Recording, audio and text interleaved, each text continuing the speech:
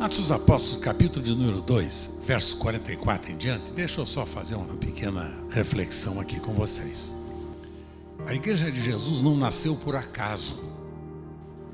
A Igreja de Jesus, ela não é uma organização, ela é um organismo. Ela, portanto, ela não é um clube, ela não tem nada a ver com um supermercado, local de ofertas, de utensílios domésticos ou coisas desta natureza. Ela não é um cinema, não é um teatro, um lugar de shows, né? Não é isso, não. A Igreja de Jesus são pessoas, não são prédios. Que prédio é prédio. Prédio é prédio. A Igreja de Jesus são pessoas. A Igreja de Jesus é você. Somos nós. Somos o templo do Espírito Santo. E quando nós nascemos de novo, o Espírito Santo vem habitar em nós. E nós nos tornamos agora membros da família de Deus e membros do corpo de Cristo, do qual Jesus é o cabeça. Então cada um de nós é um destes órgãos. Um é a mão, outro é o braço, outro é o pé, outro é a orelha, outro é o nariz, outros são os dedos da mão e assim sucessivamente. Veja que é um organismo vivo, portanto, não pode ser mutilado. É um organismo que não pode ser mutilado. Por exemplo, quando um dedo sai da mão, a mão fica mutilada, fica defeituosa. Hoje em dia está na moda, né? Hoje em dia está na moda. Está na moda o turismo gospel, né? O turismo gospel, em busca das novidades do mercado gospel, o mercado que temos. Então, temos os grupos do show, temos os grupos do entretenimento, temos os grupos das novidades, os grupos do curandeirismo e vários grupos por aí. Sabem, filhos queridos? A Igreja de Jesus é a expressão de Jesus. Como membros do corpo de Cristo, sendo Ele o cabeça, cada um dos seus órgãos, ele expressa a vida de Cristo. Amando, servindo, cuidando, abençoando, levantando, restaurando, consolando, edificando, exortando. É assim que funciona o corpo de Cristo. Para nós o que é importante são pessoas, não são coisas. O importante é o órfão, é a viúva, é o pobre, é o necessitado, é o abandonado, é o que do seu país é mandado, é expulso, é mandado embora, né? O cristianismo está voltado para pessoas, a partir do exemplo de Jesus, que mostrou para nós que acima de todas as coisas, Ele veio amar, buscar, salvar, cuidar de pessoas. Este é o grande desafio do ministério, nosso como cristãos que somos hoje, sucessores do ministério de Jesus. Cada um de nós está sucedendo. Esta é a grande responsabilidade. Eu sempre faço questão de lembrar da experiência do apóstolo São Paulo, de Gálatas capítulo 2, versos 19 e 20, quando ele está dizendo: eu estou crucificado com Cristo, diz ele, e vivo, não mais eu, mas é Cristo que vive em mim. E a vida que eu agora vivo na carne, vivo-a pela fé do Filho de Deus, o qual me amou e a si mesmo se entregou por mim. E ele diz mais: agora os que vivem, não vivem mais para si mesmos. Os que vivem, vivem sim para aquele que por eles morreu e que por eles ressuscitou. E ele vai ensinando e dizendo: portanto é Cristo em vós, esperança da glória. Agora nós nos tornamos homens e mulheres parecidos com Jesus.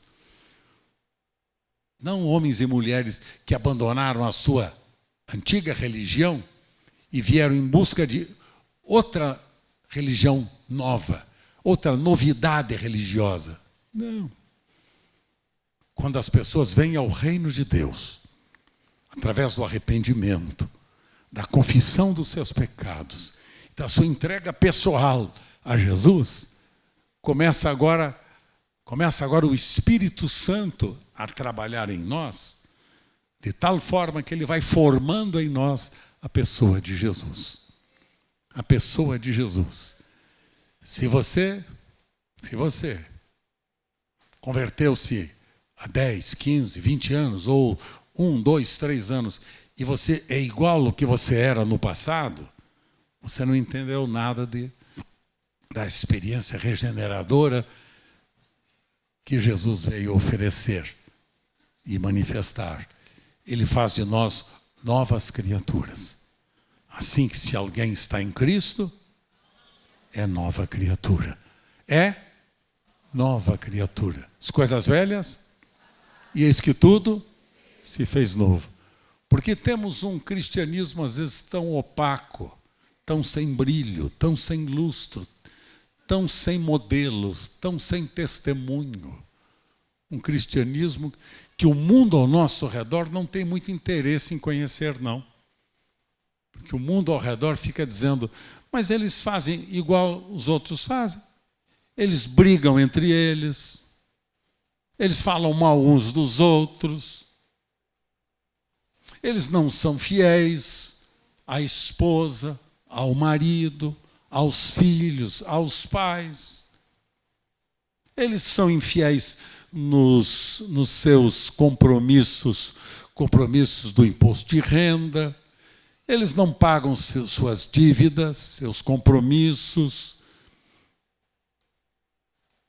Eles não pagam nem sequer os compromissos que eles têm com os seus credores. Então, eles fazem igualzinho os outros. Quando Jesus falou a nosso respeito e sobre a nossa vocação, ele diz, vocês são sal da terra e a luz do mundo. Se o sal for insípido, como é que ele vai poder salgar? Se a luz estiver escondida debaixo do alqueire, do velador, como ela poderá iluminar? Disse Jesus.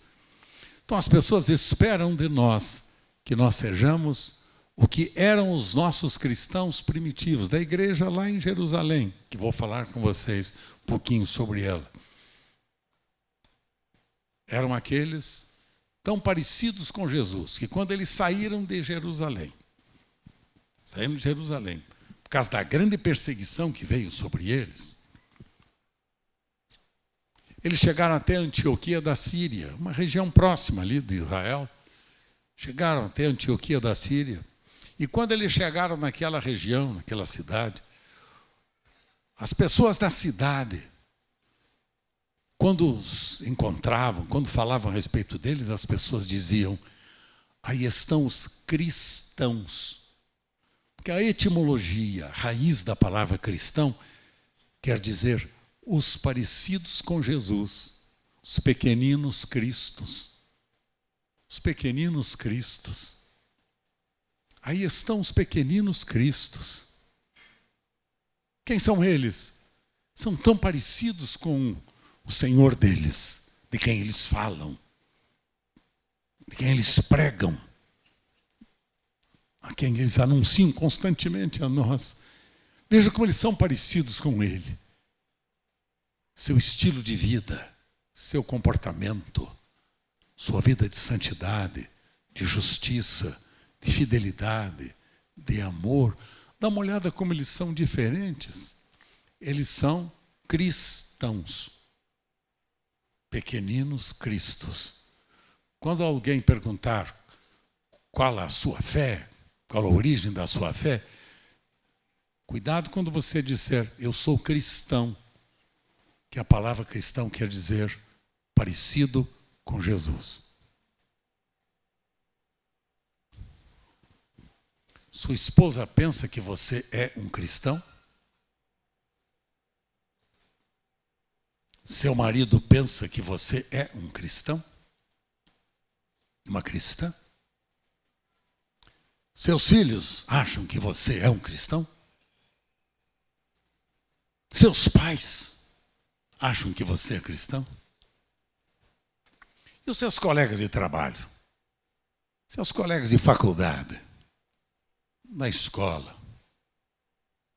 Acham que você é um cristão?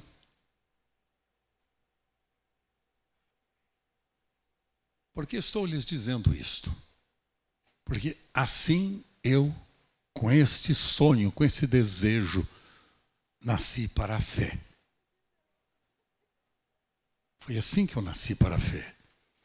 Mas a grande paixão, quando eu comecei a entender as verdades do cristianismo, está no texto que vou ler para vocês. Atos dos Apóstolos, capítulo 2, verso 42. E perseveravam na doutrina dos apóstolos, perseveravam na comunhão, perseveravam no partir do pão e perseveravam nas orações. Em cada alma havia temor, e muitos prodígios e sinais eram feitos por intermédio dos apóstolos. Todos os que creram estavam juntos e tinham tudo em comum. Vendiam as suas propriedades e bens, distribuindo o produto entre todos à medida que alguém tinha necessidade. E diariamente perseveravam unânimes no templo, partiam o pão de casa em casa, tomavam as suas refeições com alegria e singeleza de coração, louvando a Deus e contando com a simpatia de todo o povo. Enquanto isso, acrescentava-lhes o Senhor dia a dia os que iam sendo salvos. Para mim, aqui está o modelo da Igreja de Jesus, que nós devemos repetir. Como já disse, a princípio nós não somos nem um clube, nem uma organização comercial ou qualquer coisa dessa semelhante a isso. Nós somos a família de Deus, os filhos de Deus. E os filhos de Deus têm um estilo de vida que lhes é peculiar, que lhes é próprio. Os filhos relacionam-se com o pai.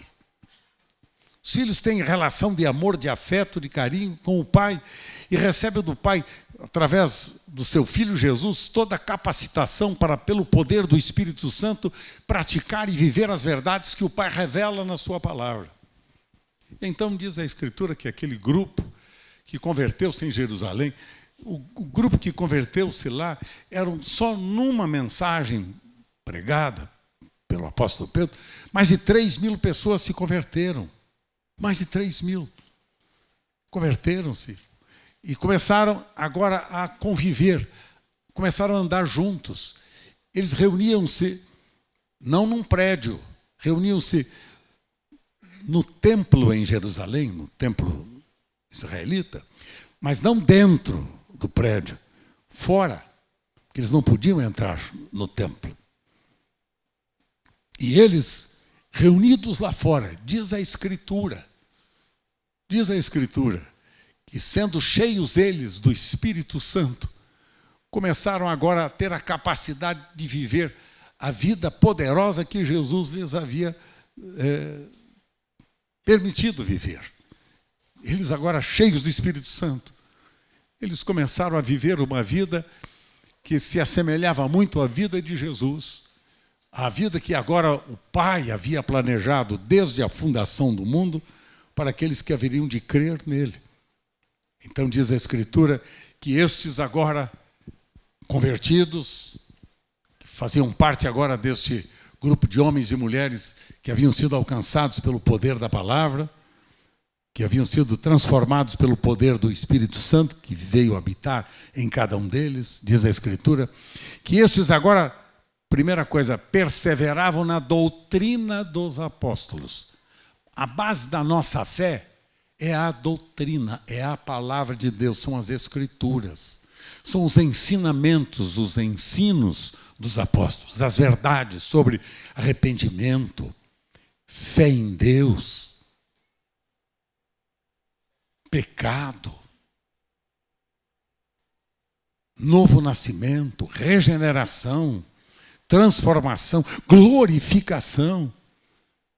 Verdades das Escrituras que nós precisamos aprender logo no início da nossa conversão, que é a base da nossa fé. Então diz a Escritura que eles agora perseverava na doutrina dos apóstolos. Primeira base da vida cristã é a palavra de Deus, é a nossa base, é o primeiro pilar da vida cristã, é a palavra de Deus. Segundo, diz a Escritura, que agora era a comunhão. A comunhão aqui, meus irmãos, a comunhão trata de relacionamentos, porque os relacionamentos são fundamentais no cristianismo. Se nós não priorizarmos relacionamentos, nós nos tornamos isolados, egoístas, voltados para nós mesmos e para o nosso próprio ventre. E aí a Escritura diz que o fim deles é a perdição, porque o seu Deus é o ventre. Então o fim é a perdição. Então nós agora fomos criados como filhos de Deus, regenerados, transformados em filhos de Deus, para vivermos em relacionamentos de amor, de afetos, relacionamentos de justiça, de santidade, relacionamentos de amizade genuína, amizade que nasce do Espírito Santo, que gera em nós o mesmo caráter de Jesus. O mesmo caráter de Jesus. Nós não nos tornamos perfeitos, não, senhores. Este aperfeiçoamento vai acontecendo ao longo da nossa existência, até o último dia da nossa vida. Mas nós nos tornamos homens e mulheres que vão agora crescendo em Deus, nos tornando semelhantes a Jesus, parecidos com Ele. Parecidos com Ele. Seu temperamento, seu caráter, sua vida, suas relações familiares, como já disse, profissionais e assim sucessivamente. O nascido de Deus torna-se membro da família de Deus e, ingressando na família de Deus, ele ganhou agora irmãos. Irmãos. Irmãos. Irmãos a quem ele deve honrar e respeitar. Eu fico pasmo quando eu vejo pessoas falando mal de irmãos, machucando os irmãos, ferindo os irmãos, detratando os irmãos, separando-se dos irmãos. Imagina se eu resolver hoje liberar o meu dedo indicador da minha mão. A minha mão estará completa? Não. Então, quando Deus me coloca no corpo de Cristo, Ele me coloca como um desses membros. De forma que eu não posso ficar sem o meu irmão. Eu não posso ficar sem o meu braço, sem o meu antebraço. Eu não posso ficar sem os meus pulmões, sem o meu coração, sem os meus músculos. Eu não posso ficar, preciso deles. Você já pensou na seriedade que é o corpo de Cristo? E o que nós temos visto hoje em dia, para a tristeza do meu coração de pastor, há 59 anos, para a tristeza do meu coração, nunca na história eu vi isto. Pessoas abandonando os seus irmãos porque eles não pensam igual a elas.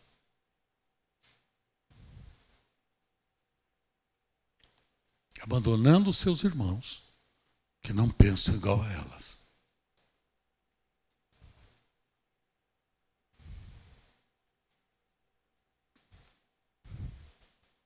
Esse é o espírito do anticristo que domina a nossa geração.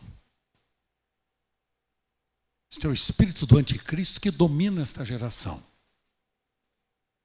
É um espírito, primeiro, um espírito de luxúria, espírito de divisão, espírito de contenda, espírito de ira, espírito de ódio, espírito de vingança, espírito de separação. Pergunto-lhes, como é que o mundo pode crer na nossa fé se a nossa fé é mutilada? Se a nossa fé não respeita a fé do nosso semelhante?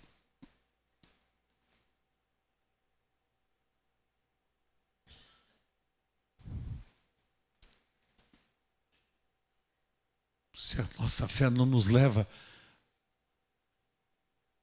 a sermos amigos daqueles que são nossos inimigos. E os ensinos de Jesus são claros nesse sentido. Se o teu inimigo tem fome, o que é que você tem que fazer com ele? Nem comer para ele. Se ele tiver sede? E se ele não tiver roupa? E se ele estiver preso? Vai visitá-lo. E se ele estiver nu? Dê roupa para ele. E se ele bater na sua face? O que é que você faz com ele? Dá um outro murro nele. Hã? Volte ao outro lado para ele. Esse cristianismo é que eu creio. Ouviram? Este é o cristianismo que eu prego ao longo dos 59 anos da minha vida pastoral. Cuidar da Graça nasceu dentro deste contexto. Ouviram? Porque essa sempre foi a minha paixão. Quando eu comecei neste lugar aqui, a primeira reunião que eu participei aqui, há 44 anos atrás, aqui. E as nossas poltronas aqui não eram almofadadas com essa que você está sentado. Colocava uns tijolos, o meu querido, saudosa memória, sogro Antônio Brandes, e a sua equipe colocava os tijolos, colocava madeira, e este local aqui, que não tinha ainda a galeria, este local aqui, superlotado de gente sentada, ouvindo as verdades do Evangelho de Jesus, a respeito do amor de Deus e a respeito da responsabilidade de nós nos amarmos uns aos outros. Pois nisto conhecerão que sois meus discípulos, disse Jesus. Se vós tiverdes amor uns aos outros. Então esta foi a paixão da minha vida. Para isso eu dei a minha vida ao longo de todos esses anos. Nunca quis ser um profissional de qualquer atividade, qualquer área. Sou bacharel em Direito, sou bacharel em Filosofia. Tudo bem, me ajudou muito a me ilustrar intelectualmente. Mas a minha paixão sempre foi pessoas. Amar e servir pessoas. Cuidar de pessoas. Servi-las. Mas às vezes a minha tristeza de ver a gente brigando por tanta besteira e não brigar pelos valores do reino. Sabe quais são os valores do reino? Justiça, santidade. Ninguém briga para ser mais justo do que o outro, mais santo que o outro. Briga para ser mais ímpio do que o outro. Os valores do reino: justiça, santidade, verdade, amor, paz, alegria, bondade, retidão, domínio próprio, são fruto do Espírito Santo, são os valores do reino. Filhos, a igreja de Jesus era esta. Sabe o que acontecia nesta igreja? Diariamente eles perseveravam unânimes no templo. Partiam o pão de casa em casa e tomavam as suas refeições com alegria e singeleza de coração, louvando a Deus, contando com a simpatia de todo o povo. E agora eu gosto dessa expressão. E enquanto eles viviam assim, acrescentava-lhes o Senhor dia a dia os que iam sendo salvos. Veja que o estilo de vida deles promovia a salvação das pessoas. Não precisava ficar dando grandes discursos, fazer grandes shows pirotécnicos que hoje em dia temos. Tem que ter show, a igreja hoje em dia tem que ter show para atrair as pessoas, atrair a juventude, atrair os demais, atrair. É show, são os grandes grupos, né, que se reúnem para fazerem grandes preleções, grandes e fantásticos trabalhos pitorescos e pirotécnicos, a mesma coisa, as duas coisas. Então, naquela época, o estilo de vida deles falava mais alto e levava as pessoas a se converterem a Jesus. Enquanto isto o Senhor acrescentava. Enquanto isto o Senhor acrescentava. Enquanto isso o quê? Enquanto eles viviam assim, repartiam, amavam, serviam, cuidavam, eram amigos, eram honestos, estavam ligados, eram fiéis, não traíam, não abandonavam, por questões quaisquer, pelo contrário, tinham consciência de que ela é membro do corpo. E você é esta igreja. Você é esta igreja. Me ajude a continuar sonhando esses sonhos. Me ajude a continuar sonhando sonhos. Os pequenos grupos que nós chamamos de G100, de células, é grupo de pastoreio, de cuidado, não é grupo de divisão e de contenda. É de cuidado. Porque lembra como é que eles faziam? Ninguém tinha nada seu próprio, era para repartir com o seu semelhante.